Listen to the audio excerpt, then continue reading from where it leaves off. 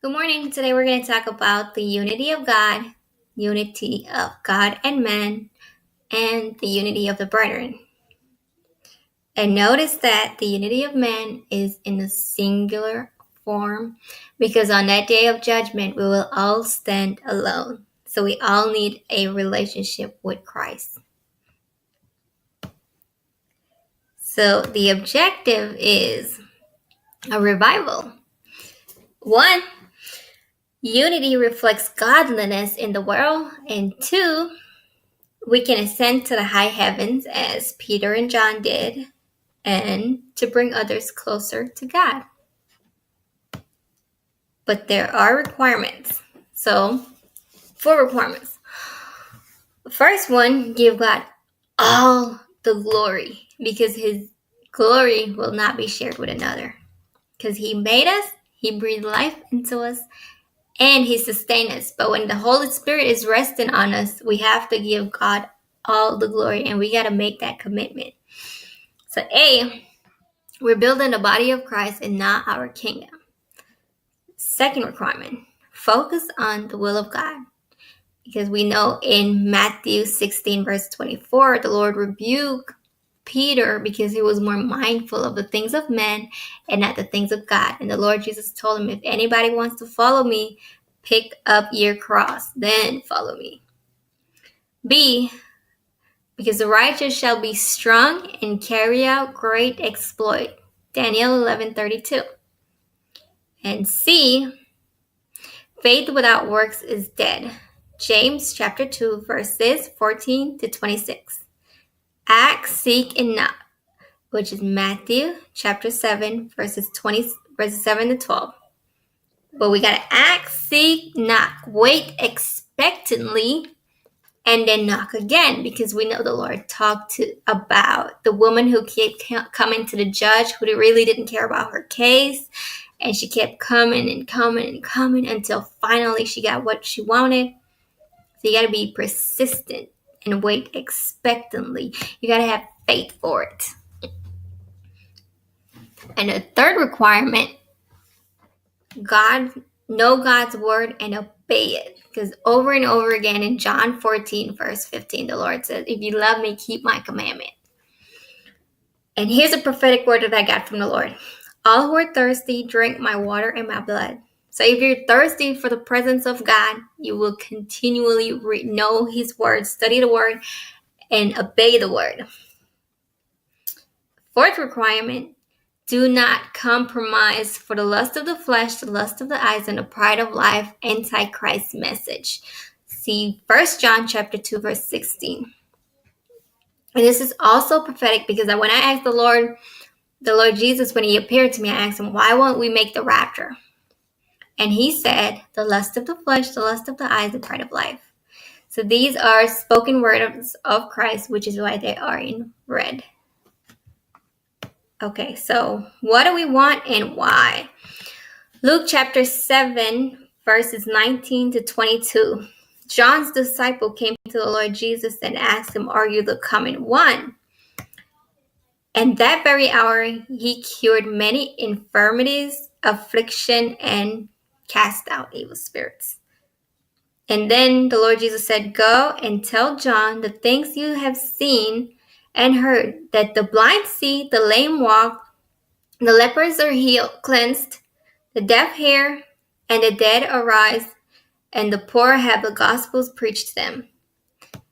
In John chapter 14, verses 12 to 18, and verses 23 to 24, the Lord promised us, most assuredly I say to you, he who believes in me, the works that I do, he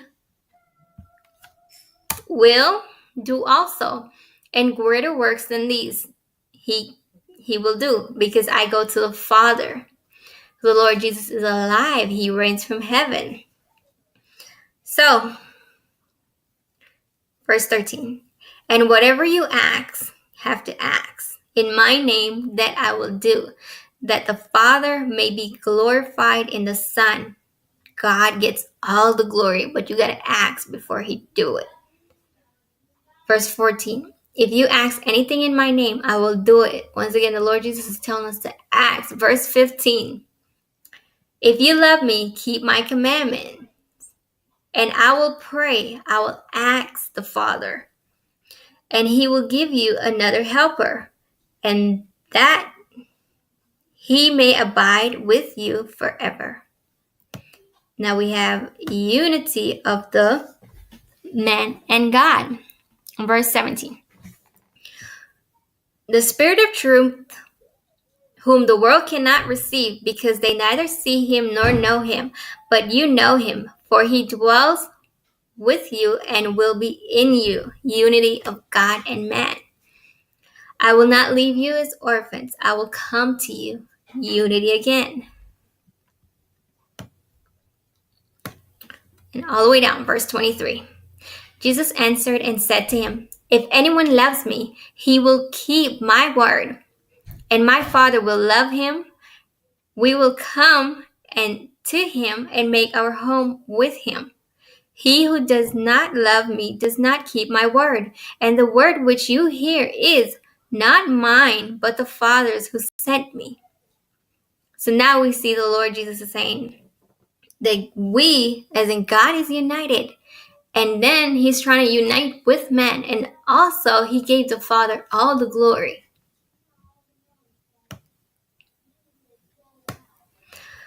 The Lord Jesus' prays for the believer in John chapter 17. He prayed mostly for the unity of men, but also for the unity of God and men, and because they're already reunited, and he actually shows that in his prayer. Verse 11. Now this is his prayer to the Father. Now I am no longer in the world, but these are in the world, and I come to you. Holy Father, keep through your name those who you have given me, that they may be one as we are one. Unity of the brethren and unity of God. Verse 20. I do not pray for these alone, but also for those who will believe in me through their word, that they all may be one, as you, Father, are in me and I in you, that they all may be one in us, that the world may believe that you sent me. So the Lord is talking about unity of the brethren, unity of God, and then unity of men and God. Verse 22. And the glory which you give me, I have given them, and they may be one, just as we are one. I in them, and you in me, that they may be made perfect in one, and that the world may know that you have sent me, and have loved them as you have loved me. So you see also, the Lord Jesus is praying for unity, everything's united. The unity of God. 1 John 5, verse 7. For there are three that bear witness in heaven, the Father, the Word, which is the Son, and the Holy Spirit. And these three are one. Deuteronomy chapter 6, verse 4. Hear, O Israel, the Lord our God is one. The unity of God and men. Matthew chapter 16, verse 23 to 25. But he turned and said to Peter, get behind me, Satan. This is when Peter was trying to convince the Lord that you should not suffer and be crucified. And the Lord was offended. So, verse 23. But he turned and said to Peter, get behind me, Satan. You are an offense to me, for you are not mindful of the things of God, but the things of men. Then Jesus said to his disciples, if anyone desire to come after me, let him deny himself and take up his cross and follow me. Verse 25. For whoever desires to save his life will lose it, but whoever loses his life for my sake will find it. And in Galatians 6, verse 14, Paul said, The world has been crucified to me, and I to the world. And then he told us in Ephesians 2, verse 13. So Paul told us in Ephesians 2, verse 13, that we are brought closer by the blood of Christ. So that means we must abide in his word so we can be closer to God. In Psalm 16, verse 18, King David wrote, I have set the Lord always before me, because he is at my right hand, and I shall not be moved. So now we're going to move on to unity of the brethren. Psalm 133, verse 1. Behold, how good and how pleasant it is for the brethren to dwell together in unity. And in Acts chapter 2, verses 1 and 3, where all the disciples were united, and then the Holy Spirit came. Verse 1. When the day of Pentecost had fully come, they were all in one accord in one place, and suddenly there came a sound from heaven as of a rushing mighty wind, and it filled the whole house where they were sitting. Then there appeared to them divided tongues as of fire, and one sat upon each of them. So, verse 1, you see, it is a they. They were united, and then each one, unity of man and God, each one had that tongue. Matthew 7, verses 7 to 8 and 11. Ask, seek, and knock. Ask, and it will be given to you. Seek, and you will find. Knock, and it will all be open to you. For everyone who asks receives, and he who seeks finds, and to him who knocks it will be open. Faith without works is dead. We have to go after the Holy Spirit. We have to ask God, please send me the Holy Spirit. Please send me the fire. We have to ask for it. In verse 11, if you then, being evil, meaning people, know how to give good gifts to your children, how much more will your Father who is in heaven give good things to those who ask him? So what are we asking for? We're asking for the 9 gifts of the Holy Spirit. So, which is in 1 Corinthians 12, verses 8 to 10.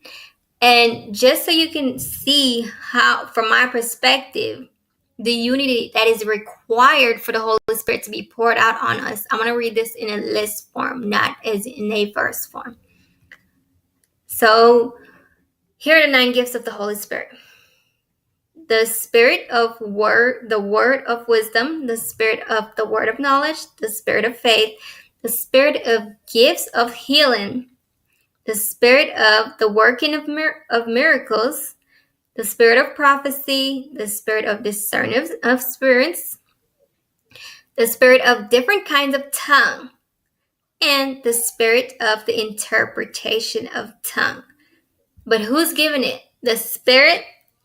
The same Spirit, the same Spirit, the same Spirit. And who is it giving it to? To one, to another, to another, to another, to another, to another, to another, to another, and to another. Which means it is the same God that's given the different spirit to different individuals. That's why it's saying to another, to another. So that means in order for him to pour out his spirit, we must unite, because yes, one can have multiple gifts of the Holy Spirit, but if we're not united, it's never going to come. And right here I have the giver. The Lord is a giver. We must not idolize the gifts. We must always give glory to the gift giver. And then also we can ask for the 7 spirits of God. Isaiah chapter 11, verse 2. The Spirit of the Lord shall rest upon him. The spirit of wisdom and understanding, the spirit of counsel and might, the spirit of knowledge and of the fear of the Lord. The greatest weapon of our enemy is to divide and conquer. Entertainment divides. Now I'm going to give you a story of Pastor David Wilkerson of blessed memory. One day, the Holy Spirit convicted him after work, where he always spent 2 to 3 hours just watching television. And the Holy Spirit was like, spend this time with me. And he said no. And he battled with it for a long time until eventually he gave in. And he spent that time in the Word. And then he got the anointing of the Holy Spirit. However, he became lukewarm, so he lost it. But then he went back after it. He said you have to seek earnestly. So these gifts that we're seeking, we have to contend for it, but we have to sanctify ourselves and then contend for it and not be lukewarm. Psalm chapter 2, verses 1 and 3. Why do the nations rage and the people plot a vain thing? Also seen in Acts chapter 4, verse 23 to 25. Let us break their bonds in pieces and cast away their cords from us. What is our bond? Our bond is holiness. Our bond is to unite with Christ. Now, we've heard another way of saying it. Someone wants to get rid of the deep-seated religious beliefs. And, it was the same thing for the Feast of Pentecost, and now it's the same thing when we're trying to seek the light of reign.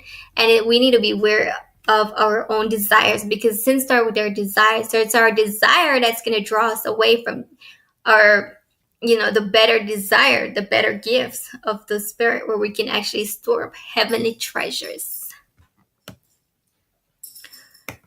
John chapter 15, verses 9 and 10. As the Lord loved me, I also love you. Abide in my love. If you keep my commandments, you will abide in my love, just as I have kept my Father's commandment and abide in his love. John chapter 15, verse 1. I am the true vine. My Father is the vine dresser. I am the vine.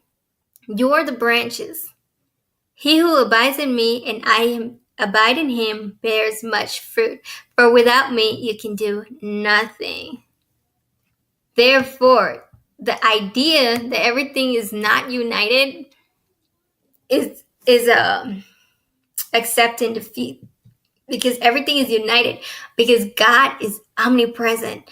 But it's up to us now to go after God, because he stands at the door and knocks. So now we need to abide in him, and we need to unite with each other in love and joy and peace. And then we can get the Holy Spirit to pour out in all flesh. Have a blessed day.